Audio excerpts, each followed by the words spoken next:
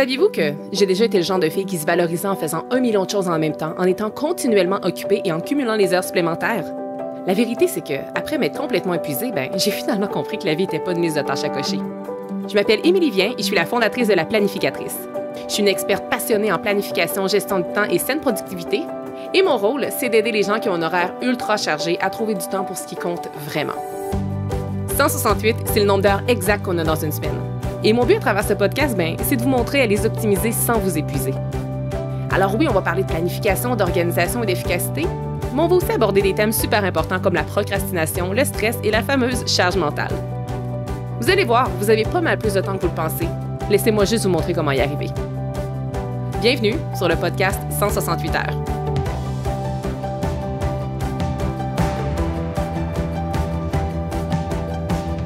Bienvenue à nouveau sur le podcast 168 heures et tout précisément à la journée 3 de l'événement 5 jours pour débuter l'année avec clarté.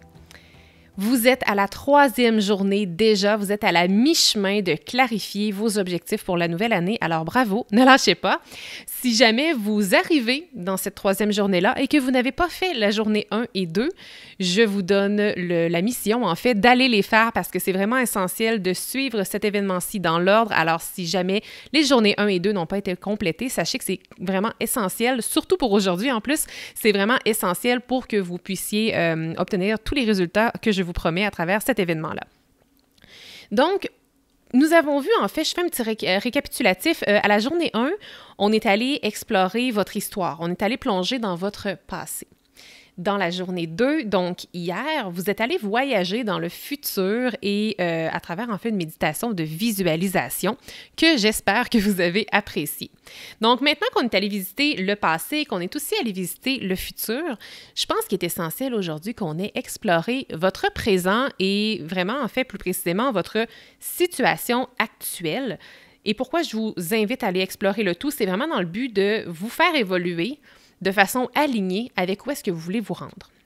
Au-delà de votre présent, qu'on va explorer ensemble aujourd'hui, je vais aussi vous aider à redéfinir vos standards de vie pour qu'ils soient vraiment pleinement alignés avec votre grande vision, soit avec ce que vous avez visualisé hier lors de la 2e journée. Et bon, c'est quoi ça des standards de vie? Ça mange quoi, ça, en hiver? En fait, les standards de vie, c'est des attentes et des normes qu'on se fixe pour soi-même et qui concernent, en fait, un paquet d'aspects de notre vie. On peut avoir des standards dans nos relations, dans notre carrière, dans notre bien-être émotionnel, dans notre bien-être physique, puis les standards peuvent aussi être matériels. Donc, avec le temps, l'idée, c'est que vous allez normaliser. L'objectif, c'est que vous alliez identifier vos nouveaux standards de vie dans le but de tranquillement commencer à les intégrer dans votre vie. Et qu'est-ce qui est le fun, c'est que vous allez éventuellement normaliser ces nouveaux standards de vie-là. Et une fois que ça se normalise, c'est là que la magie opère parce que tout va devenir plus facile. Parce que repensez à la version passée de vous-même, là. Essayez de vous rappeler qui vous étiez il y a 10 ans. Je suis certaine qu'il y a des choses il y a 10 ans que vous acceptiez dans votre vie qui sont complètement incompréhensibles pour vous aujourd'hui. Ça veut dire qu'il y a des standards de vie depuis les 10 dernières années que vous avez implantés, mais qui n'étaient pas présents dans votre vie passée il y a 10 ans, par exemple. Je sais que parfois, ça peut faire un non-sens. Pour vous donner un exemple très précis, moi, il y a 10 ans, en fait, si je retourne à cette époque-là, je m'infligeais un nombre d'heures supplémentaires de travail astronomique. Et pour moi, c'était normal, alors qu'aujourd'hui, ça serait absolument non considérable de refaire autant d'heures supplémentaires que j'en faisais à l'époque. Donc, j'ai des nouveaux standards de vie. Donc, je voulais vous donner ce petit exemple-là. Donc, essayez déjà de voir peut-être pour comprendre dans le passé, c'était quoi vos anciens standards de vie versus c'est quoi vos standards de vie actuels. Puis tantôt, je vais vous donner une liste non exhaustive, bien entendu, mais de nouveaux standards de vie qui pourraient peut-être vous inspirer à mettre en place pour justement vous rapprocher un petit peu plus de votre version future. Et puis, l'idée aussi, ici, avec l'exercice du jour, ce n'est pas de vous créer des standards superficiels là, dans le but de flasher. C'est vraiment pas mon intention. Le but, c'est de vous fixer des standards qui vont aller finalement supporter la vision que vous voulez réaliser. Donc, vous allez voir également qu'en élevant vos standards, automatiquement, votre identité va s'élever aussi, puis elle va évoluer. Donc, ça, c'est vraiment puissant. Puis des standards de vie, c'est parce que c'est un peu des règlements qu'on s'impose, qui peuvent d'ailleurs être des règlements très positifs, puis c'est comme si ça s'intègre un peu dans notre quotidien, ce qui fait qu'à un certain moment donné, on s'en rend plus compte. Mais les standards de vie qu'on s'impose, ou bien ceux qu'on ne s'impose pas, finalement, ça dicte directement la personne qu'on devient. Identifier des nouveaux standards, c'est la partie facile. Le réel défi, ça va être d'aller honorer en fait les nouveaux standards qu'on va s'être fixés. Puis pourquoi c'est aussi difficile? Bien, souvent parce que ça va demander de dire non à un paquet de choses qu'on disait oui auparavant, puis ça va même peut-être faire en sorte qu'on va se sentir rejeté par moment. Puis là, je vais vous donner un exemple concret. Tu sais, si par exemple, là, dans un de vos nouveaux standards, ça va être de miser davantage sur votre développement ou sur votre croissance personnelle, par exemple, bien, ça se peut que ça déplaise à un certain cercle de vos amis parce que peut-être que si vous misez davantage sur vous, ça veut peut-être dire que le jeudi soir, plutôt que d'aller prendre un verre avec les copines et de sortir au restaurant puis faire la fête, vous allez peut-être choisir de passer votre soirée chez vous plus tranquille à lire des livres, par exemple. Donc, ça peut froisser et ou déranger certaines personnes qui vous entourent. Un autre exemple très concret, ça pourrait être que dans un de vos nouveaux standards, peut-être que vous voulez vous coucher plus tôt dans le but d'avoir plus d'énergie puis d'être capable de mieux vaquer à vos activités quotidiennes. Fait que si vous vous couchez plus tôt, peut-être que ça veut dire que vous ne pourrez plus à tous les soirs de la semaine écouter la télésérie que vous écoutiez avec votre amoureux, votre amoureuse. Donc, ça se peut que votre partenaire soit déçu de ce changement-là. Mais c'est quelque chose que j'ai appris, moi, dans la vie et surtout à travers mon travail, en fait, puis je l'enseigne beaucoup à mes clientes, c'est que dans la vie, oui, on peut décevoir des gens, mais je trouve que lorsqu'on gère les attentes des autres, la déception n'est vraiment, mais vraiment pas la même. Donc, dans l'optique où vous allez peut-être changer certains de vos standards, bien, je vous invite à tout simplement peut-être aviser les gens qui sont impactés par ces changements de standards-là de vos nouveaux standards de vie. Je pense qu'en un premier temps, ça peut déjà les faire réfléchir, les inspirer peut-être à faire de même. Là, je ne vous demande pas d'avoir l'autorisation des autres personnes qui vous entourent, je vous invite tout simplement à leur communiquer vos nouveaux standards. C'est pas la même chose. Et puis également, en améliorant vos standards, vous allez voir que votre confiance va augmenter. Et ça, c'est très beau parce que qu'est-ce qui arrive quand notre confiance est au rendez-vous? Bien, on avance la tête haute et on arrive aussi à saisir les bonnes opportunités lorsqu'elles se présentent à nous. Et puis, pour définir vos nouveaux standards, en fait, vous allez voir que j'ai créé un exercice tout prévu pour ça, mais afin de définir vos nouveaux standards, essayez tout simplement de vous demander ce que la future version de vous-même, donc celle que vous avez visualisée dans la méditation du jour 2, qu'est-ce qu'elle ferait, elle, à votre place, cette personne-là? Je vous donne maintenant, dans le but de vous aider, mais surtout de vous inspirer, je vais vous donner une vingtaine d'exemples de nouveaux standards que vous pourriez peut-être implanter dans votre vie. Le but, c'est pas que vous pigiez exclusivement dans cette liste-là, puis il y a peut-être plusieurs de ces standards-là que vous faites déjà, que vous pratiquez déjà, mais le but, c'est de peut-être vous inspirer, mais aller vraiment piger dans les standards seulement s'ils vous parlent. Ça se peut que ce soit complètement pas aligné avec ce que vous voulez ou bien à ce que vous aimeriez devenir, donc n'allez pas les prendre juste pour en mettre. Là. Le but, c'est pas non plus d'en avoir une immense quantité, là j'en nomme 20 juste pour vous donner des idées. Le but, c'est d'avoir les bons, finalement.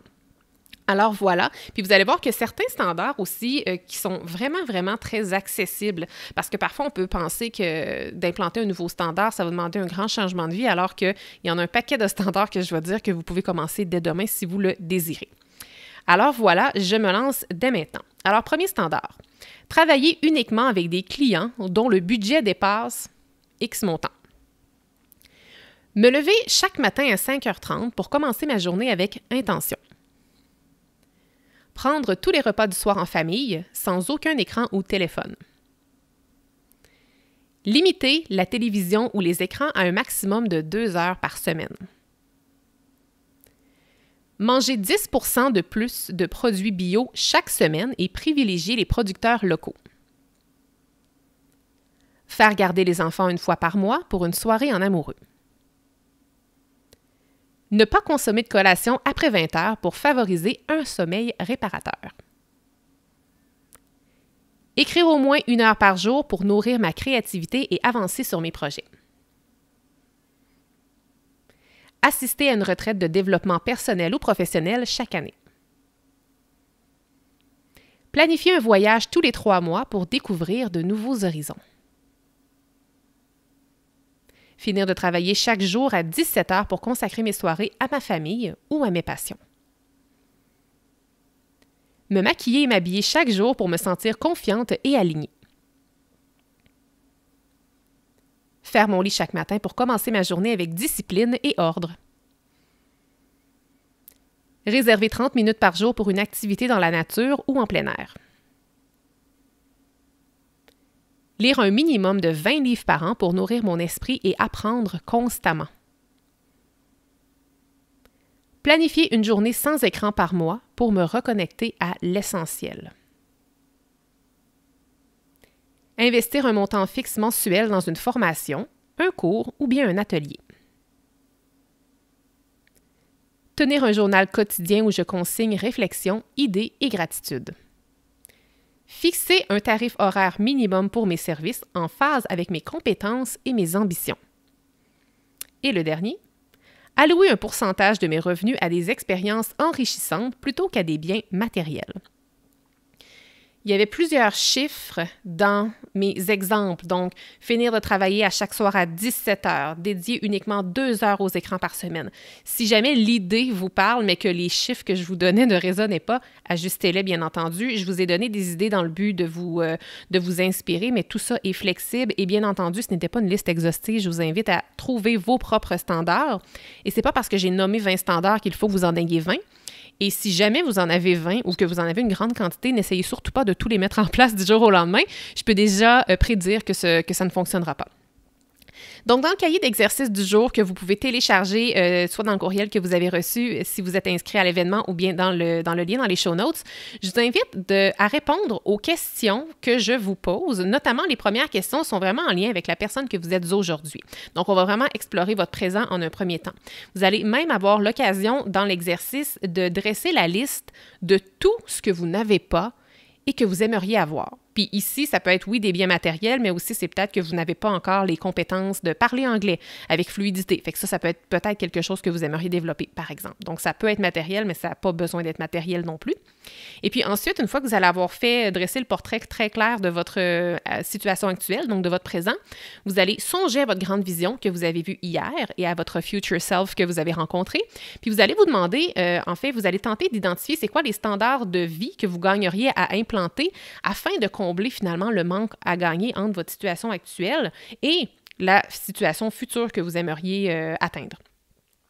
Je vous invite, si jamais vous avez le temps et que vous pensez que ça peut vous aider, n'hésitez pas à refaire la méditation d'hier si jamais vous tentez d'avoir encore un petit peu plus de clarté. Également, relisez au moins, si vous ne faites pas la méditation, parce que ce n'est vraiment pas une obligation, assurez-vous à tout de moins, avant de faire l'exercice du jour, de relire un peu tout ce que vous avez vu hier dans l'exercice du jour 2. Et je veux aussi vous inviter ici à ne pas vous limiter dans vos nouveaux standards, parce que parfois, on va avoir envie d'écrire quelque chose, mais ça va tellement être à des années-lumière de notre situation actuelle qu'on n'osera peut-être pas le mettre. Donc moi, je vous invite à écrire tous les nouveaux standards qui vous viennent en tête, qui, à votre avis, sont alignés avec votre future self. Et voilà, puis mettez-les là. Au moins, vous allez les poser sur papier. Ça ne veut pas dire qu'il faut que vous commenciez à les faire demain matin. Ça ne veut même pas dire qu'il faut que vous commenciez à les faire cette année. Mais ce que je veux que vous fassiez, à tout de moins, c'est de les poser sur papier pour que ce soit là. Dans les exercices en lien avec les standards, vous allez voir aussi, justement, dans le but que vous ne commenciez pas à faire 150 standards nouveaux dès demain, je vais vraiment vous amener à identifier 3 standards principaux à intégrer en premier, en fait. Puis, je dirais même qu'il y a certains standards, selon ce qui va émerger de l'exercice, là, ça se pourrait qu'il y ait certains de ces standards-là qui deviennent des objectifs aussi pour votre nouvelle année. Alors, gardez ça en tête parce que parfois, il y a des standards qui sont très faciles ou des fois, on est tellement près d'un standard en particulier qu'on fait juste appliquer un mini-changement ou un mini-changement d'habitude, puis bingo, on est déjà là. Mais parfois, ça peut être plus complexe. Alors, d'où la raison pour laquelle ça peut être intéressant de peut-être considérer certains standards de vie comme étant des objectifs annuels. Voilà. Maintenant, je vous rappelle que vous devez avoir fait l'exercice d'hier, donc la méditation, et aussi l'exercice du jour 1 par rapport à votre passé avant de vous attaquer à l'exercice d'aujourd'hui. Si jamais vous étiez inscrite à l'événement, comme je le disais plus tôt, vous avez déjà reçu le cahier d'exercice dans votre boîte courriel et sinon, vous pouvez toujours le télécharger gratuitement en cliquant dans le lien dans les show notes. Il nous reste 2 belles journées ensemble. Assurez-vous que les moments qu'on va passer ensemble pour les 2 prochaines journées, que ces moments sont déjà bloqués à votre horaire pour vous assurer que ce beau moment-là va être priorisé pour les 2 prochaines journées qu'on a ensemble. Et puis voilà, si jamais vous aimez votre expérience de l'événement 5 jours pour débuter l'année avec clarté jusqu'à présent, n'hésitez pas à m'écrire un avis, n'hésitez pas à l'écrire, à le partager à votre communauté si vous le voulez sur les médias sociaux. Mais qu'est-ce qui ferait vraiment, vraiment une différence? Ce serait vraiment d'aller écrire un témoignage, d'aller écrire un avis sur cet épisode-ci. Donc, si vous m'écoutez sur YouTube, vous pouvez le faire dans les commentaires. Si vous m'écoutez sur Spotify, vous pouvez maintenant commenter chacun des épisodes et aller mettre un 5 étoiles également à mon émission si jamais ce n'est pas déjà fait. Et si vous êtes plutôt sur Apple Podcasts, eh bien, vous pouvez tout simplement aller commenter la chaîne de podcast au complet en laissant un avis 5 étoiles et vous pourriez même expliquer quelle est votre journée peut-être préférée de l'événement Clarté. Alors voilà, j'ai très, très hâte de vous dévoiler les 2 dernières journées, mais d'ici là, on se concentre et on se focus sur la journée numéro 3 et on va vraiment regarder votre présent et vos standards. Donc, je vous dis à demain et merci beaucoup d'avoir été avec moi pour cette 3e journée. Merci d'avoir été là. Si cet épisode vous a plu, est-ce que je peux vous demander un petit service? Allez évaluer le podcast 168 heures en lui donnant un 5 étoiles et abonnez-vous pour ne rien manquer. C'est honnêtement la meilleure façon de le faire découvrir aux autres, puis en même temps, ça me témoigne que vous l'aimez. J'ai déjà hâte qu'on se retrouve et d'ici là, assurez-vous de profiter pleinement des 168 heures de votre semaine. À bientôt!